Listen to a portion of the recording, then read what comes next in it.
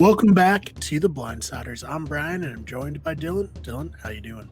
Hey, doing good. Yeah, we killed off Ben. Plot Mhm. twist to the season, and yeah, here we are, just the two of us. Just that This, we're taking Wicked Good show and we're hijacking it, and mhm, this is now what this is. yeah, should put a little X on the Blindsiders logo up there, and then put Wicked Good Show logo next to it.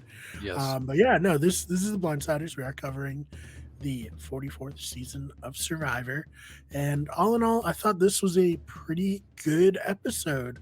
Dylan, what'd you think? Agreed. Yeah, I liked it. I think it's nice to see some more personalities come out. As someone in their pool who has three members on the same tribe, and basically all three of those people I had tonight were on the chopping block when it came to a vote. So that was definitely an interesting watch. But I'm really coming around on Carolyn. I think that she's going to be like a really fun, chaotic player if she can stick around. Seems like she's really fighting some like demons in her head every time she has a thought, and it's really interesting to watch. I like her a lot. But yeah, the episode as a whole, it's good. I pretty much feel like where I was at this point last season. I like most of the cast. I think the show, the whole birdcage thing, added in a fun little twist that like I wasn't sure how that was going to work out, and I think that it worked out pretty well in this episode in terms of entertainment. Yeah, it was good. It was good. I think there's still the worries, concerns there from like a production standpoint and from a personality standpoint with some of these people, but yeah, I liked it. It was a really good kind of like intro episode isn't the right word term, but it was a good like bridge episode to kind of get us in, keep getting us to the merge. I feel like I'm really actually starting to know these people. So yeah. Yeah, so what I liked most about this episode is that we didn't have a trip to an island to go over some Yeah. crazy advantage. I think Survivor is always and will always be at its best when we're at camp. We're seeing people interact, we're seeing people spin out, we're seeing people find little trinkets in the woods. And this episode had everything. So for me, I really enjoyed that. But yeah, let's talk a little bit about the birdcage. So obviously, in the first episode, we saw Brandon opening it in front of the tribe.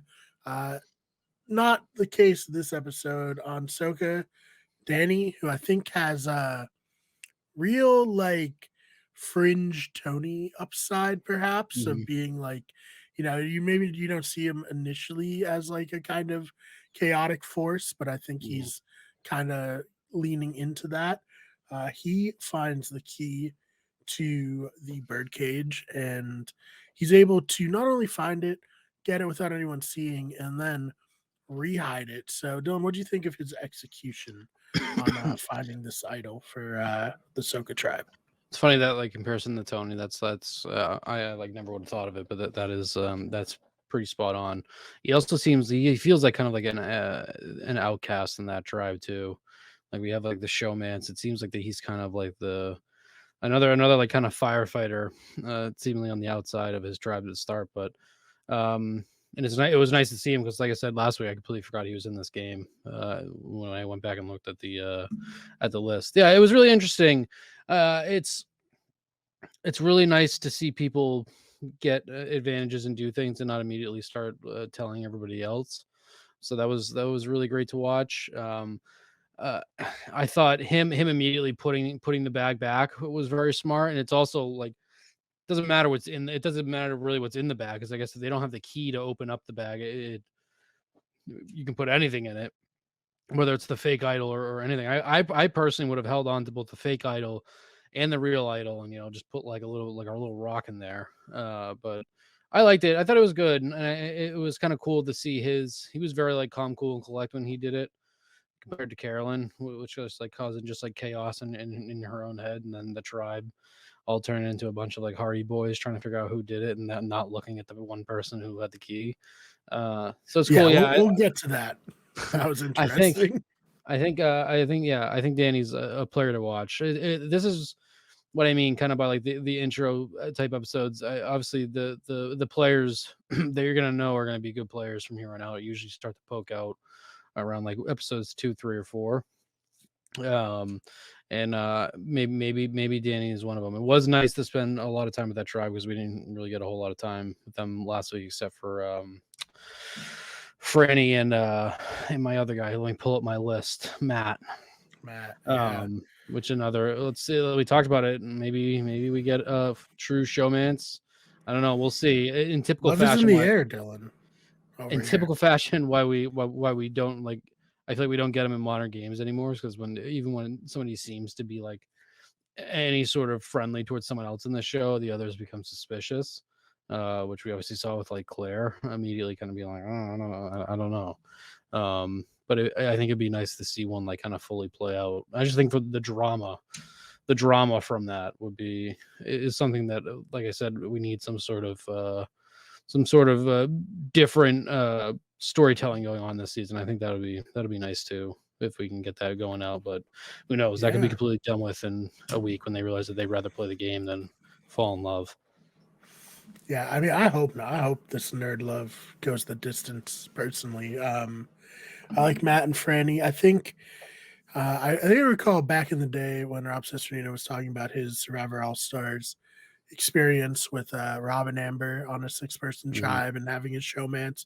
He says the most difficult thing about it is like if 2 people immediately group up, all other 4 people have to go against them, and it's not gonna happen. Usually there's gonna be probably 1 or 2 who are like, okay, yeah, I'll work with the showman. So very interesting here. But I did really enjoy Claire being not about it whatsoever. Yeah, it has an interesting element too, because I feel like I said, Danny seems kind of like an outcast in this tribe, and it seems like everybody else, it kind of meshes together really well. Even like Heidi, who's a little bit of an older one. And yeah, this was a tribe I probably left last week thinking was maybe the tightest in terms of who I felt like even though contradictory, I feel like we didn't spend enough time with them, but I felt like this tribe, if there was one of these 3 tribes would band together at a merge, it probably would have been this tribe. So to add that kind of another element like that into it is interesting. Sorry, I'm really like fumbling words tonight. I don't know what it is. I don't know if the lack of Ben is like throwing me off. I don't know what it is. Threw me off. That's for sure. Here I am hosting like 10 other podcasts a week, and the one time I don't have Ben for this, I'm like, wait, what's the name of the show again? How do I introduce it? So Ben, we miss you. Please come back next week. One thing I wanted to ask you about the Soga tribe, do you think just the combination of Danny and Josh is just too much for the other tribes to overcome at this point? Like those are 2 like in shape dudes who seem to be like carrying this tribe pretty hard. I mean, you would have thought maybe Brandon and Matthew on Ratu would have been the competitors there to those 2. Yeah. But Brandon so far obviously is a huge physical threat. Matthew, it seems to be a little more finesse. I really did like when he brought up that he built his own little snake puzzle in his own backyard to try it. That's obviously cool to see. It's all pretty common in modern Survivor 2, where people are saying that they're building the puzzles and the challenges in their backyard when obviously they're doing I feel like 90% of them are usually things that they've done before when it comes to challenges. A lot of the puzzles, in some fashion. So that's cool. And like he dominated. So it kind of gives you hope too if you ever want to go in Survivor. Like definitely the number one thing, learn how to use Flint, and then obviously start practicing these puzzles. Because puzzles for sure would be something I would be the worst at, I feel like. So any sort of reoccurring puzzles they do, I would have to immediately practice on, because I don't know, puzzles like in the spotlight. I would probably I'd just be a deer in headlights. I'd be that one that's what gets me voted off. I'm just like, I will not a challenge. I do anything in my power to not be the person making a puzzle. Yep. Just because, it's a real hero or goat role.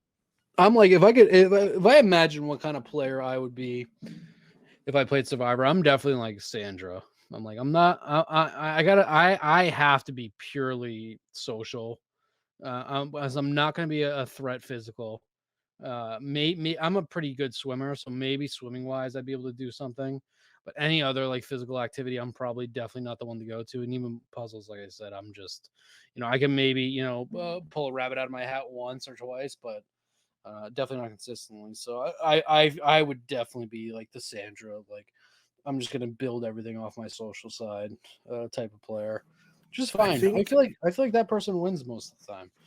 yeah, well, yeah, obviously Sandra, two-time winner, like she's amazing, but I think that strategy is like the optimal strategy nowadays Mhm. because like I don't think there's any place to be like an aggressive, like conniving player anymore. One, because there's so many like people who are incredibly familiar with how the game works and all the permutations of, you know, what can happen and the past players. Everyone's like a super fan now, so I don't think you can get away with being that type of player. And then two, there's just so much variance with these twists and stuff that like you could have everything perfectly lined up and still just like get screwed because Mhm. people don't want to vote because they don't want to have to draw a line in the sand, so they're just going to opt out of voting like Mhm. Matt did. It's extremely tough, I feel, to play like a domineering game in this day and age. I mean, maybe someone will prove me wrong eventually, but until we get away from all these twists that add in high variance, I think the optimal strategy is the Sandra strategy. Just like I'm game for whatever, whoever, as long as it's not me. And we'll see if anyone kind of adopts that on this. But I think I think the actual structuring of just being purely physical and having mm, really like next to no social or I like to call like the puzzles more finesse type mm, gameplay. I feel like that's impossible these days. Like yeah, even Jonathan from 40 two, to 40 on yeah, 42 42, now. yeah, Even Jonathan on 42, I thought I like Jonathan a lot. Obviously, a really absolute one of the more physically dominant players that I've ever played the game. And ever, yeah, he at some points had that little he had the small spark of being social, but mm, if you end up like just seemingly being an unlikable meathead to people, even when you're like the lightest bit sociable, even that's not going to work. So I'm sure there's got to be someone that'll eventually be both physically dominant and very good at their social game. I do mm, feel like that obviously that is maybe the perfect recipe to be a winner because I feel like maybe the physical challenges aren't as important anymore just because they're not getting the physically focused players, maybe that's why they're not playing as big as a role because you go back and look at obviously I'm a like a mid late season lover, so like anything like post like 25 into like 35, which mm, I feel like you had so many people that were both physically strong and very social in those seasons, and it just made for much more entertaining television because it is really fun to watch someone just absolutely dominate challenges left and right, or to have multiple people really battling it out. That's the other thing too. I feel like we just have not had anybody that have really like physically just competed against each other. And that's not even like it's a man on man thing because we've had so many women go toe to toe with like gigantic men. Like we saw Lindsay with and Jonathan that season. She beat him in a few physical challenges. mm, I can't remember exactly who it was, but even like the seasons where Joe was dominating, there was always like at least one other female that was like the physical threat in that season. mm, So I do think it would be fun to not to completely sidetrack from asking about about Matthew building a puzzle in his backyard, but I do think that would be really fun to see again. And it's like not to make each week kind of like the critique of what I want to see rather than what I'm mm. actually seeing. But that's definitely up there. I would love to see that type of gameplay being done again. But who knows? Who knows if it can even be done and the most physically grueling version of Survivor that we're getting right now. Yeah. Who knows? Maybe these guys. I mean, look what happened to Brandon. 3 days Mhm, in, he was like extremely dehydrated, and at that point, mhm. you're just rendered useless. Yeah, no, I think the Aussie, the Joes, they're so like once in like a I don't want to say generation, but like maybe once in every like 10 season batch, Mhm. where it's like you hit with this like guy who's or well, mostly guy usually who's just like perfectly built to dominate these challenges. But Mhm. yeah, so over I want to transition to Carolyn, maybe someone who's not perfectly built for this game of Survivor, but is perfectly built to be an incredibly entertaining character on Survivor. Carolyn finds the idol, takes the bag, returns the bag, inadvertently causes everyone to point fingers at each other because the I guess they just think, well, Carolyn couldn't possibly have found the key to this. So, what do you think of Carolyn's night here on It, episode 2? it made her, and it definitely added more of an element to her than just being the crazy woman from the first episode. I think now we're seeing that she's a crazy woman, but she's entertaining to watch. At least for me, that's what I got. I left her going back there in a panic, and then like you, obviously, we got at that point. I never would have had the thought to replace the weight in the bag. So I definitely aren't even gonna. I'm not definitely not even gonna knock her for that. Because like I said, the whole element with the fake idol being in there with the real idol, I think is kind of stupid. Maybe I'm like misunderstanding its whole purpose. But really, in the bag, it's a traditional idol, and they just threw in the fake idol just for the hell of it, right? Like there's no other like Yeah, so neck to it. it looks like, and I could be completely wrong because they didn't focus on it. So Danny gets the idol, right? Hmm. And it looks like a pretty normal idol. Hmm. And then he gets a coin on a string, which could have been an idol too, like depending on the season. And then when Carolyn gets it, hers is reversed. Her idol is the coin, and her fake idol is like the traditional bead idol. So I said traditional, but I like do have a question newer. about that though. I thought she just mixed it up, or one of them mixed it up live. That's That's what I possible don't too. know. Yeah, I don't know if Survivor's like playing it so like, oh, okay, this person will have an idol that looks like this, and this person will have a fake idol that looks like Hmm. their real idol, and it will cause like more confusion. Or maybe Carolyn was confused because Danny seemed to read from the clue that the coin was just a normal coin. Yep. So yeah, that'll be very interesting to see. So like that convolutedness aside, um, I think actually having the fake idol in there is kind of dumb. Unless you have this scenario where you put the fake idol back into the cage and like put a key out there to purposely trick someone. I think that's the only part of that where I think that's like really fun having the fake idol. But like I said, I probably wouldn't even do that. I would just literally throw away the key and lock everything back up, just the bag.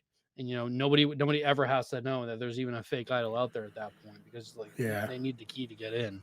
But yeah, in relation to actually Carolyn herself, I think that she literally just kind of like fell ass backward until the rest of her tribe like being way too smart for their own good and not just piecing together that literally the only other member of this tribe that was not with us when we just went for a walk after we walked by the birdcage to see what it was like uh has the actual idol. Because that was a great scene after too, where you had Carson talking about how he read all these FBI books and all that. Like we always get at least one person this season that says something in that fashion. He immediately starts checking, and this was actually what I thought was a great edit too. And it makes you wonder like how many times that they get content like this where they just end up dropping of people just saying that they're suspicious of all these different people. But in this actual instance, we have everybody saying how good they are at reading other people. It was great because they were reading people that we knew for a fact didn't have the idol or anything like that.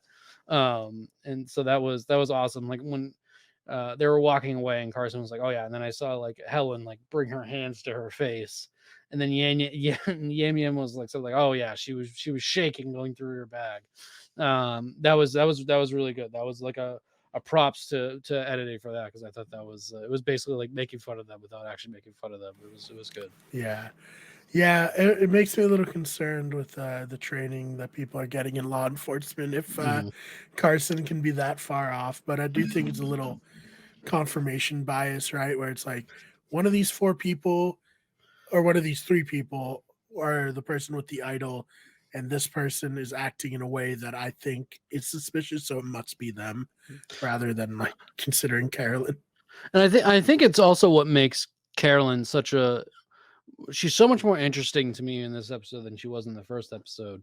Is that I think that what if she's like the character that just like a bumblebutt falls into everything, just falls into place with her like going forward, and like nobody suspects her because they think that she's just this wacky girl.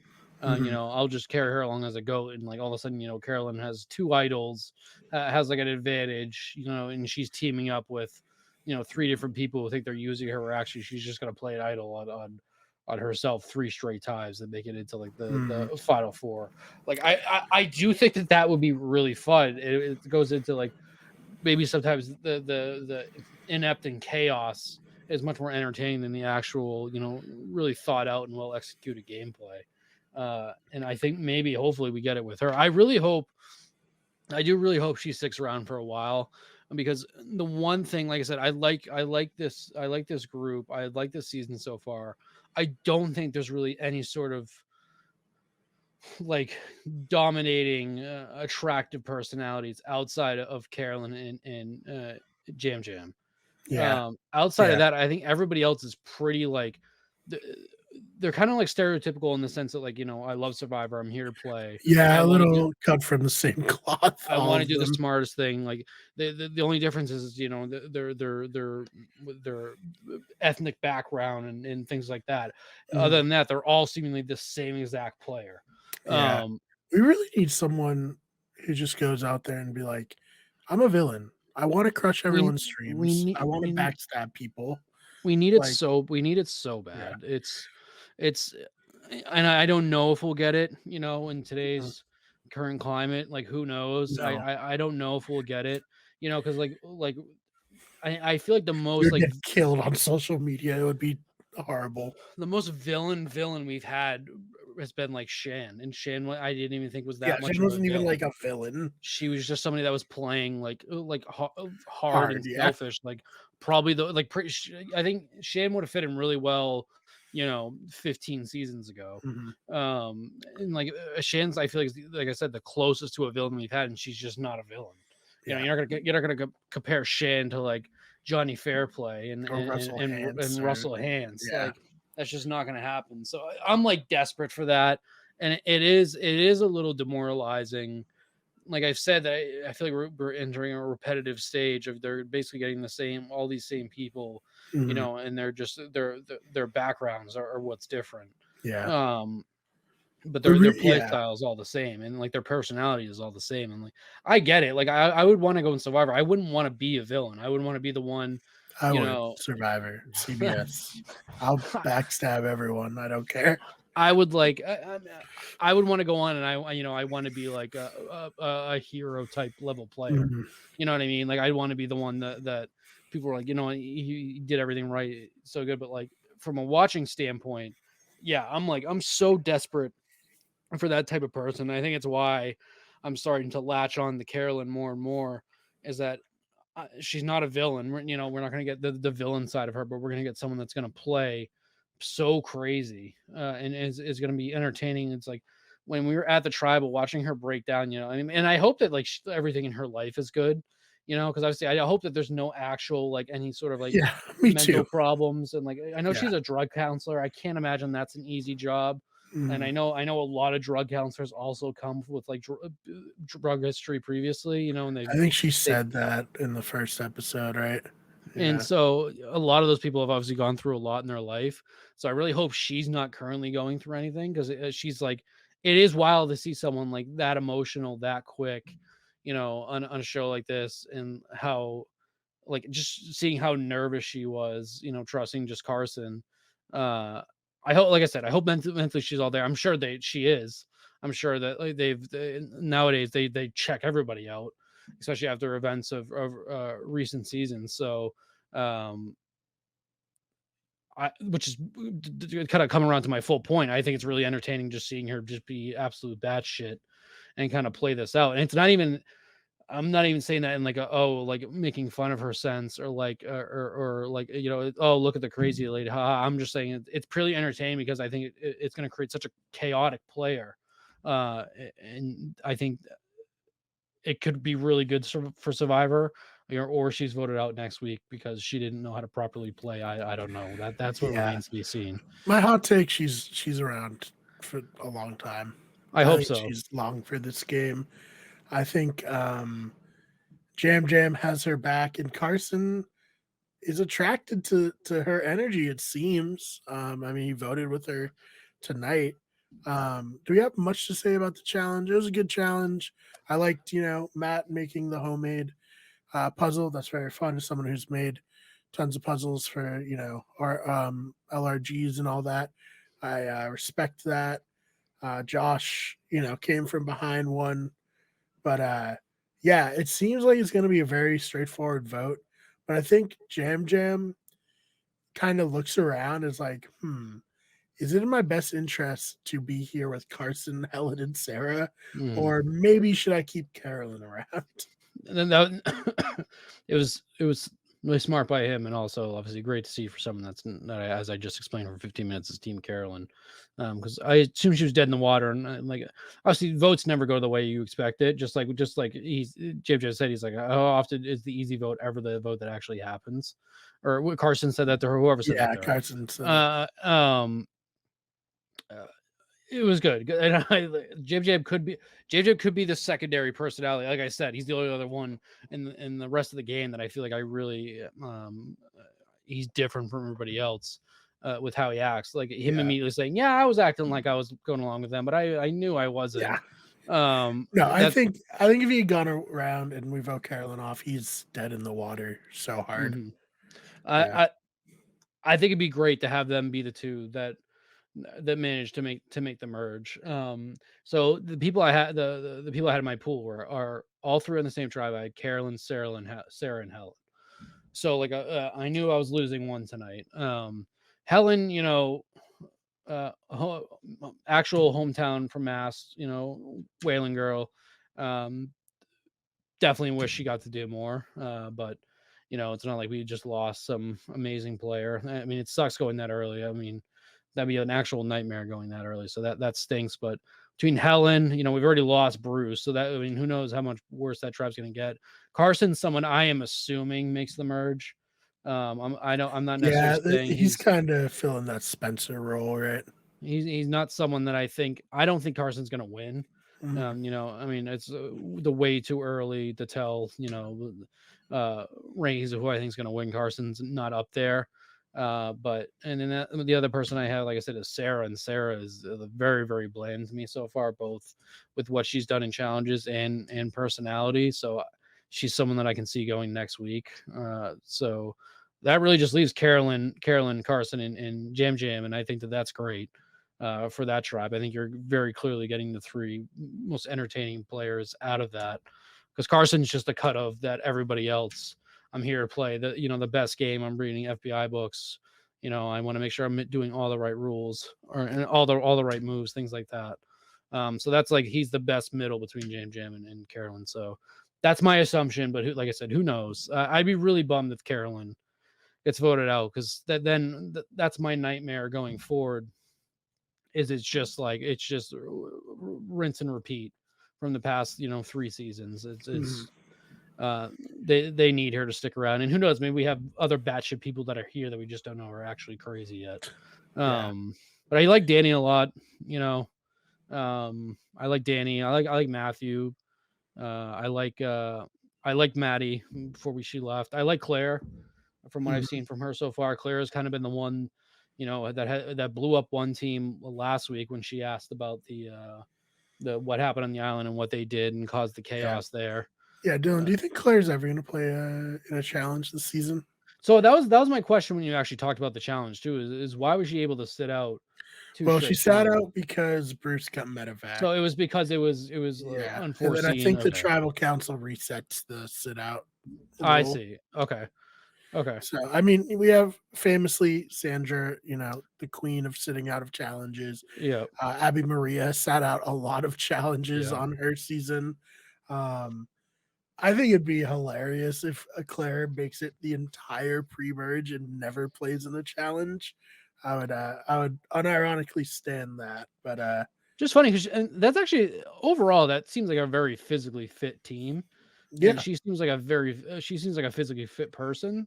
So I don't know if there's something behind that or if it's just like you're the weakest of the physically of the fits. strong tribe. Yeah, I Yeah. think. Yeah, I don't think she'd be sitting out on other tribes. You know, Uh, Another thing I wanted to talk about too, real quick, was at the beginning of the episode too, which another one of my complaints. I'm just not going to complain every week, and then just say I'm done complaining, and then come back immediately after. But yeah. I don't know why we're not getting the intro. I know I brought it up the Yeah, I last think season. it's dead. I I think just it's over. I don't get why. Is that like 30 seconds really that you can't cut out like a short like montage from the challenge or something Mhm. like that. Like the intro is so iconic. I think it's Yeah, so crazy to get rid of, and I'll bring it yeah. up every time I think about it because it's and everybody I know now that has gotten into Survivor, whether they stopped watching and they came back or they're just now getting into Survivor and they got caught up both on Netflix and on Paramount Plus, they bring on why don't they do the intro anymore? I just don't get it. And then, they didn't want to pay Tim Duncan's brother anymore, I guess. I don't get it. Is that who did the intro? Is Tim Duncan's brother? Yes, yeah, Tim Duncan's brother. He'd film it all and put it all together for them each season. Is that his sole job, or did Tim Duncan's brother just happen That to was work his for job. Survivor? Yeah, I don't know Okay. what he's doing now, but I'm sure it's still making film and stuff. But Wow, yeah, that's a fun trivia fact I can now use. I did not know that. yeah, it's Um, I love that fact. I always try to bring it up when I can. But yeah, I mean, I saw a fan made an intro that was pretty good, but like I'd feel a little sad if I was on Survivor and they didn't put an intro. And the first season I can really remember it's going back like One World season mm, 24 was the first one where it didn't air with the show, but they like put it mm, on YouTube yeah. and then it like aired like once. But yeah, they just don't do it anymore, and I don't get it. I've been watching Australian Survivor this season, and they still do it. And honestly, it's weird how much Australian Survivor feels like Survivor, and how little current Survivor feels like Survivor. Yeah. Very strange. It was on one of our typical derailments. It's a Yeah, conversation you I have have. one each episode. It was a conversation I had with my brother while we were watching this episode too. He's someone that always brings up the intro, and he's a newbie. He just recently got in Survivor, steamrolled through like 20 seasons, like I did, in like within a year. Um, and he always he brings up the same points I do a lot of the time too, of like you need a villain, or like you're desperate for a villain. Maybe you don't need a villain, but you're very desperate for a villain. I think you need a villain. The intro, and then also fuck, I forgot my point. I kept trying to circle back around to it. What were you what'd you just say? You said the you said something about Just now, what I just said don't was even cut this out, because if they're still okay. listening, who cares? I'm gonna remember this third point because it was a decent point. I was just saying that the Australian Survivor feels more like Survivor than current Survivor does, and fans made an intro for the cast, but like Mm. that Tim Duncan's brother made the intro before. Is anything jogging your memory or no? No, I want to look through my text messages to him. But well, I'm on the thought of it though, Okay. because I know you watch. I know you watch Big Brother. Indeed, I don't know if you yes. watch Amazing Race, but do they still do like their intros too, or is it like a CBS thing where they just Yeah, drop yeah. it all? Big Brother does. I haven't watched Amazing Race in a little while, but I'm pretty sure they still do their version. Mm. But yeah, Big Brother does. I mean, Big Brother also airs 3 episodes a week, so it's like, they're not like, oh god, we gotta put so much into each episode. Yeah. I mean, Australian Survivor also airs 3 episodes a week, so I guess that could be also why they do it that way. But This might have been my point, but it's more of a talking point than like me making a point. But I also feel like too any hope. Winners at War was kind of like the swan song for a lot of like the really OG players. yes, Like we'll never. I don't think we'll. I don't think he's officially said it, but I don't think we'll ever get Boston Rob again. We know for a fact we're not getting Sandra. I don't even think we'll get to like. I don't know. I think Sandra would come back if they asked. I think she said she was officially done.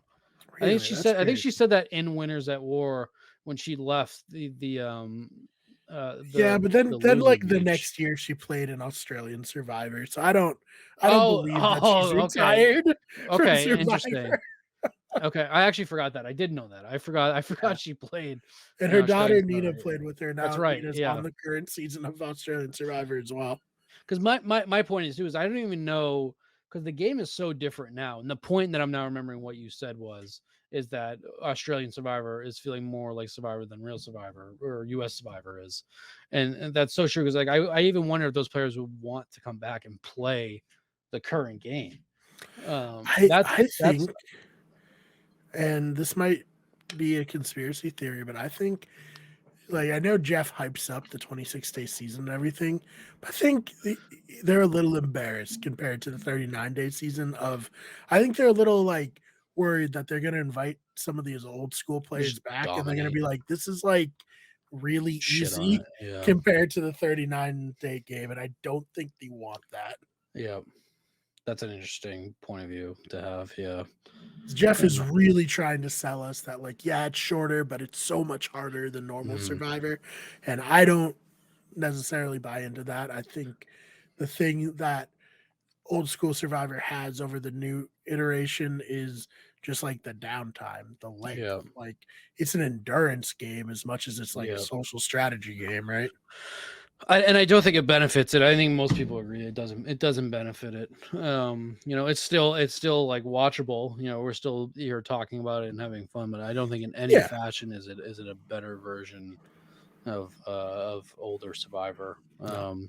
But that's a really interesting point to bring up because I was saying like obviously like I don't think Boston Rob comes back. I don't think Sandra would be one to come back. Like I don't think even like Parvati I don't think would be one to come back. Yeah. No. Even like the likes of like Tyson. I really don't know if like Tyson would come back. I I don't would yeah. I'd lose my mind if he did, but I just don't. I think that he, like you said, I think that they would see this game and think they're just so far above it. And I think so. I don't mean that in like an uppity sense either. It's just like because they probably are. It's like inviting an MLB pitcher to come back and play on like a double A contract Yeah. or something like Right. that. Yeah. And I think like you said, the variance is it's just such a different game. I don't think it would be appealing to a lot of those players, Yeah. to be honest. But I know we're short on time here.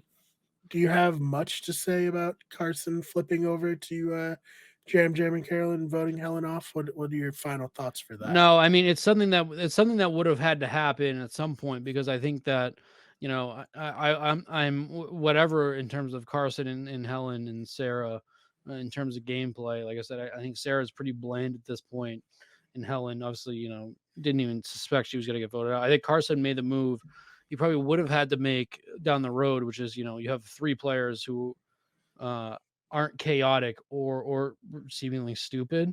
Mhm. I don't doubt that Sarah and Helen are both smart people that would have eventually saw the same route he would have had to take too. That like I'm gonna have to vote them out before they vote me out. Mhm. Unless they really were dead set on going into merge and being the three together. 'Cause Mhm. I don't even think that aspect's as important anymore.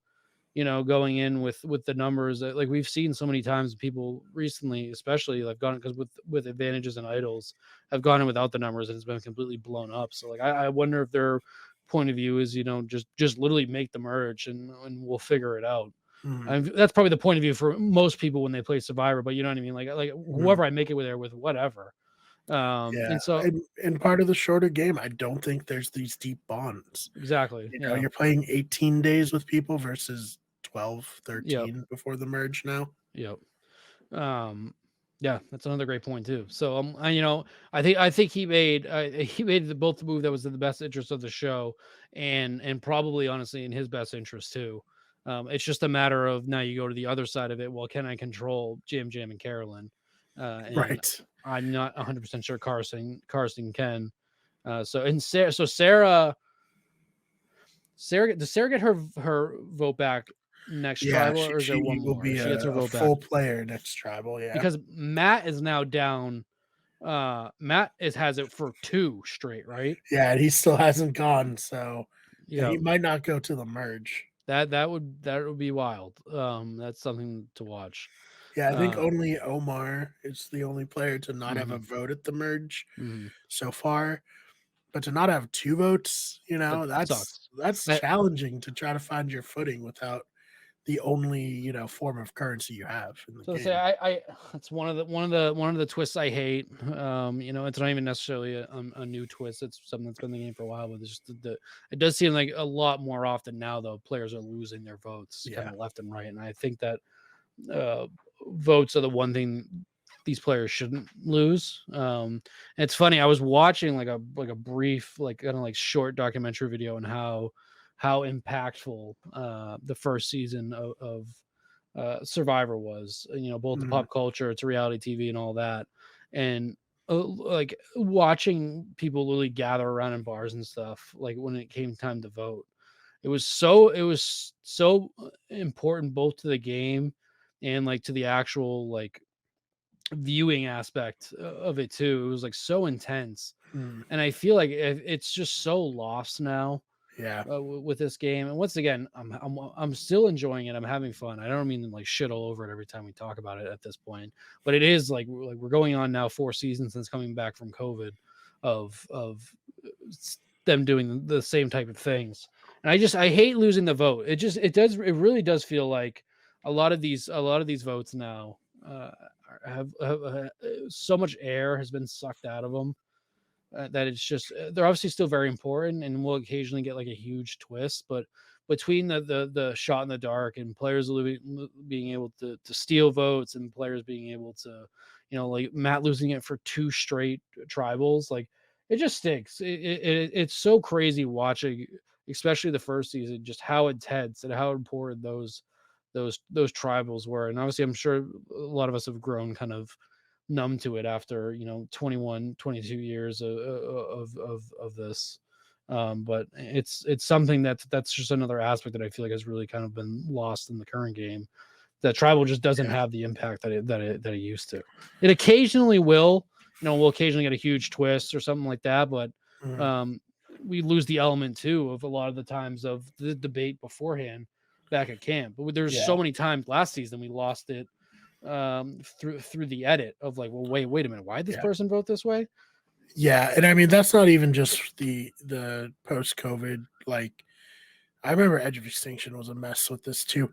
Hmm. The In my estimation, the reason it doesn't feel as impactful is because the show's no longer trying to explain to you why someone goes home. They're trying Yep. to like surprise you, Yep. which it like every now and then it should be as surprising to you as it is to like the majority of the players, right? Yep. Yep. Like if something crazy happened, one person flips and half the tribe is surprised by that, then it can be surprising. But we don't need every vote to be a surprise. And I think that's where Survivor's lost kind of its Hmm. oomph, if you will. But yeah, other than that, Dylan, anything you wanted to talk about that we didn't get to on this one? I think we pretty much covered everything. It was a great episode. Not exactly a whole lot happened. Mhm. We had the few isolated incidents we talked about. We talked about all the things we didn't like, but overall, I'm still having fun. I'm really glad to be watching Survivor live each week. Be able to talk to my friends about it. Yes. And it's I uh, more look forward to the podcast than the episode. I do too, but occasionally, we saw last season in 42. You know how much I hate 41, but we saw it, Yeah. like we'll occasionally get the strings of like one or two really great episodes, Mm, and it seems like this cast can pull it off. mm. Um, just keep caroling around. That's my big takeaway from this week too, and and also super quick. Um, I sidetracked from it when I brought it up, but the very beginning of the episode where we go back to Ratu, and Brandon kind of being like, "Well, what the fuck," and it kind of plays back to why I think Jamie giving up her vote was such a big fu to the rest of her tribe. The exact reason that Brandon went after Kane, Yeah. Kane completely thrown under the bus for being for going with what was the majority vote. Um, Lauren would have, or yeah, Lauren would have probably voted for Brandon if she had her vote. and then obviously Maddie voted for Brandon, but she was voted off. Such a big Jamie screw. I would be pissed if I was Kane about Jamie rolling her dice, whatever to Matthew, because if there was some sort of connection there with Brandon, Matthew made out with it. Matthew was also probably nervous. Maybe he would be the backup vote. So whatever, but Jamie, just a big, I feel like that wasn't like brought up enough. Like, I hope it eventually is. They're like, oh, congrats on being the first one to, get that. It was like maybe the most useless shot in the dark ever that just happened to win. But I thought that was interesting, and that's obviously something to watch too. That Brandon and Kane aspect, because Brandon wasn't like something he seemed to get over. And Kane kind of realized like how screwed he was. So that's kind of a chaotic tribe. We had whatever with Tika and Carolyn and wherever that goes. But Ratu, it's like I don't think anybody's really loyal to anybody in that tribe right now. And who knows? And I think I honestly think maybe Ratu might be the bad gameplay tribe. But I mean, who knows? We'll see. Definitely. Yeah, it'll be interesting. All right, Dylan, where can they find you online? Follow me on Twitter, DJ Clubberlang. I'm going to be doing more stuff eventually, as the sun's starting to pop out. Me and Brian, we like every other week we talk about coming back with a wicked good show. We will eventually. Yeah, we will. We will. Listen to all our other shows Brian's going to go over. But yeah, follow me on Twitter. Follow me on Letterboxd. I'm all on DJ Clubberlang with everything. Yes. Hoping to maybe go to the movies for the first time in like six months to go see Creed 3 this week. We'll see. Yeah, that one looks really good. Yes. I was watching a trailer of that earlier today. That looks great. And the Oscars this Sunday, I'm probably not going to watch, at least not live, because of Last of Us, and because of events last year, and how I'm like, am I falling out with the Oscars? Even though I used to absolutely adore that night, like the Super Bowl. But so fun week, and obviously listen to podcast on Last of Us. Big finale coming up. Really hope it's like another 90-minute long episode, but we'll see. Yeah, we'll see. Should be good. If you're interested in listening to a podcast of that, check out our podcast, Worth Fighting For. We cover The Last of Us here on the channel. And of course, you can follow me on Twitter at the Fake Mars. BMARR. Channel's on Twitter at Wicked Get Everything. It's on Twitch at twitch.tv/Wicked Everything. TikTok, Wicked Get Everything. Other than that, thank you so much for listening, and we will see you in the next one. Yeah, see you next week. Ben, please, come on, let's figure out this contract. Come back. Yes, please.